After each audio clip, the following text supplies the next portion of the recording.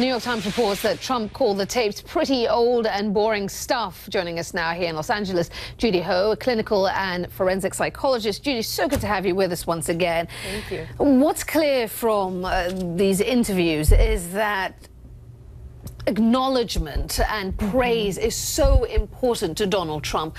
What does this say about his self-esteem and how it may have been formed? Well, his self-esteem was formed on external forces, about others' opinions, how they reflect back on him. It wasn't formed from an internal place. And so that's why he seeks all of this acknowledgement. It's almost like if he doesn't have it on a daily basis, he forgets who he is. And his self-concept is very shaky because it's built on these outside forces. He loves a great big crowd. Exactly. It's often been said that Trump made up his mind to run for president after he was mocked by President Obama at the White House Correspondents' Dinner in 2011. Listen to this.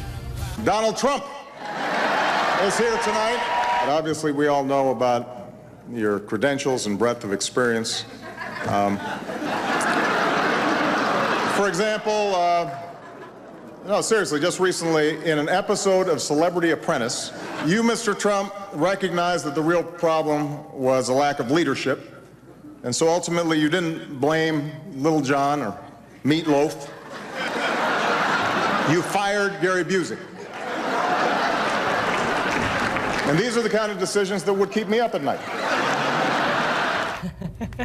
Okay, so how does that all fit in with a man who, according to these tapes anyway, has a deep fear of public embarrassment?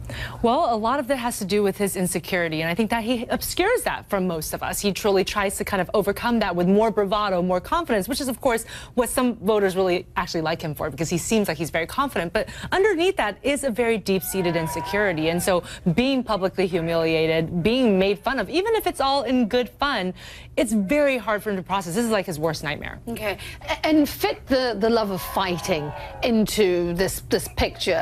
Again, it comes out in the interview that he relishes a fight. We've seen it during this campaign season. How does that fit into his personality type?